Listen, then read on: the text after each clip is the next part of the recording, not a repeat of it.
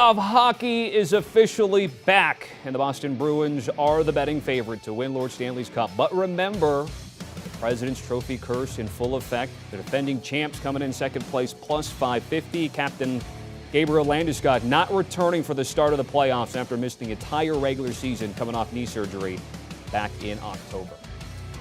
All right, time to bring our guy Todd Fuhrman, hockey analyst and former odds maker in Vegas. We're going to go some rapid fire picks here series-wise. But before we do that, Todd, something I always think is interesting, if people just look macro at NHL series prices, they're really tight. Boston's the only $4 favorite or better here. Conversely, in the NBA, I had 5 out of 8 series with longer odds going in here, bigger favorites going on here. So take me through the thought process as an odds maker in the NHL. You know, a lot more competitive balance, Tommy. You're talking about games that have very narrow margins with totals in that 5.5, 6 range. And you're going to hear this term thrown around a bunch, puck luck. Does a puck bounce off a player's skate and end up in the back of the net? You not only have to be lucky, but you have to be good to try and get your name engraved in the cup and win those 16 games it takes. And oftentimes it can force bettors to pull their hair out. And it's why it's so important. And we'll harp on from now until they hand out that trophy about 2 months from now. It's all about prices more than anything else and putting those probabilities in your favor. Okay, let's start knocking these out. We got Florida and Boston. Again, you're giving out here series prices, also some exact plays here. And for me, look, Boston has been the class of the league all season long. I'm not telling people things they don't already know. You have this year's President's Trophy winner against last year's President's Trophy winner. And you mentioned it, Tommy. You have to go back to 2013 to find the last time the best regular season team won the Stanley Cup. But this Boston team, for me, checks all the boxes. I think the biggest question mark is some of the inexperience they have in net with Linus Ullmark, who will ultimately be the Vezina Trophy winner. And if you're looking for kinks in the armor, it could be aging centerman. Patrice Bergeron doubtful for Game 1 for the Bruins. David Krejci has missed some time. I just don't think Florida has enough on the defensive side to put a legitimate scare into Boston and win the series. I'll take the Bruins in 6. Florida will steal a couple of games, but ultimately not enough to send the favorites packing. Plus 350 sounds better than laying $4 there. Let's move on to the Islanders and the Hurricane. Carolina, a $2 favorite or north of that. We're going Carolina in 7 to come back net you 4-1, Todd.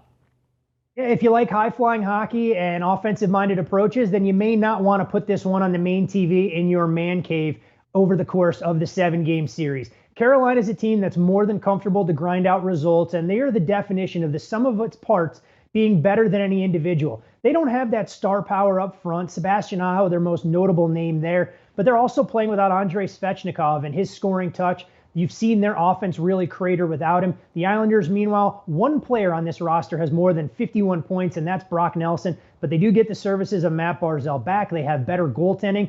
And Tommy, this has all the makings of 3-2 hockey from start to finish. But I think home ice is the difference maker here. Those Caniacs will be out in full force. I'll take the Hurricanes to get through the Isles in a hard-fought 7-game series. Tighter line there, Rangers and Devils, Jersey minus $1.20. But if we go Devils in 7, north of 4-1, Todd. And this is the series I'm most excited to watch, honestly, of everything that we'll see unfold in the Eastern Conference. The Rangers have that pedigree. They have veteran leadership. And when you look at their top 6 forwards, everyone 29 years of age or older, and they made some big deadline acquisitions. You bring in Vladimir Tarasenko, you bring in Patrick Kane to help with that playoff pedigree. Meanwhile, here come the New Jersey Devils, arriving a year or two ahead of schedule with Jack Hughes, who will be a household name in the coming years, but he's the second-line center, despite being the most dynamic player on maybe either of these rosters. The Rangers get a massive edge in net in Igor Shesterkin over the combination of Vitek Vanacek and Mackenzie Blackwood. But I think the Devils' ability to create offense and ultimately solve the riddle that's Igor gets them over the finish line. I'll take the Devils to go the distance here, but knock out the Broadway Blue Shirts in the best of 7. Moving on to Tampa Bay and Toronto. Maple Leafs laying $1.75 or right around there. If you're going Toronto in 5, coming back with 4-1. Yeah, and I think this will surprise a lot of people because we have to go back to 2004 to find the last time that the Toronto Maple Leafs kept dancing past the first round. And it's one of the most well-documented struggles for a proud franchise, especially north of the border. But this is a Toronto team trending up while I worry about the pedigree of the Tampa Bay Lightning. They've played a ton of hockey over the last couple of seasons, representing the Eastern Conference in the Stanley Cup Final for 3 straight years. But the defensive core looks a lot different. It's Nick Perbix and Mikhail Sergachev taking on bigger roles. as Ryan McDonough was traded last offseason. And you look at the 5-on-5 play, this Tampa team can't drive play the same way they have in the past because a lot of their depth forwards aren't there. Meanwhile, it was the Maple Leafs bolstering their decor and up front at the deadline, bringing in guys like Jake McCabe from Chicago, Luke Schenn from Vancouver, Ryan O'Reilly and Noel Acciari from St. Louis. Again, the underdog has the edge in net on Andrei Vasilevsky, but I think Toronto, too talented, too fast, and they may make quick work of the Tampa Bay Lightning, reminding us of a series we saw years ago where it was a highly favored Blackhawks team that came into the postseason and was dispatched in 4 by the Nashville Predators. All right, let's get to Kings and Oilers. Edmonton, a modest favorite here, but you got them in 5 to come back with 3-1 for you. You know, the biggest question here for LA is the overall health of this roster. If they were at full capacity, I think this has all the makings of being one of the more fascinating series to see unfold. The problem for LA, they'll go into this series with a limited Gabe Vilardi, who was in a non-contact practice jersey at Sunday, and Kevin Fiala, the team's leading scorer dealing with a knee injury, still hasn't skated with the main group. And I think that's a big problem against an Oilers team that has star power up and down that roster. We know about Connor McDavid and Leon Draisaitl. Evander Kane was a playoff revelation last year. But most importantly for the Oilers, they addressed their biggest deficiency at the deadline, and that was a stay-home defender in Matthias Ekholm, who came over from Nashville in a trade. Stuart Skinner has been just good enough in net, and this team checks a lot of boxes for me, not just to win this series quickly, but to make a deep, deep run this spring and summer and maybe bring the Stanley Cup north of the border. Winnipeg and Vegas, the Knights minus 160 favorites here. If you take them in 7, Toddy here, plus 450. Yeah, they may take my season tickets away from me here, Tommy, for the Golden Knights, but I think Winnipeg's edge in net is too hard for me to overlook. A lot of low-scoring, tight-checking games. Rick Bonus's bunch will be ready, and I think Winnipeg a little bit undervalued here. I made this series much closer to the Knights minus $1.20 overall. I think the Jets find a way to win a long series. Oh, you got the Jets here, I want to say, in 7 then. Is that right? Yep, Jets in 7 for me here. Okay, I know Vegas has trotted out like 12 goalkeepers, and maybe that's the thing. They're banged up heading into this one there, Todd. All right, let's move on to Seattle in Colorado, the champs here. Do we think there might be another upset Bruin?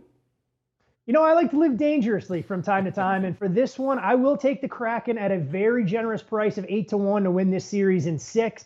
Philip Grubauer returns home, and he'd love nothing more than to try and exact a measure of revenge after he ended up signing with the Kraken. I just have some concerns about the Avs and the overall health. You mentioned Gabriel Landeskog out for the playoffs. Cale Makar should return, so should Josh Manson, but how effective will those players be?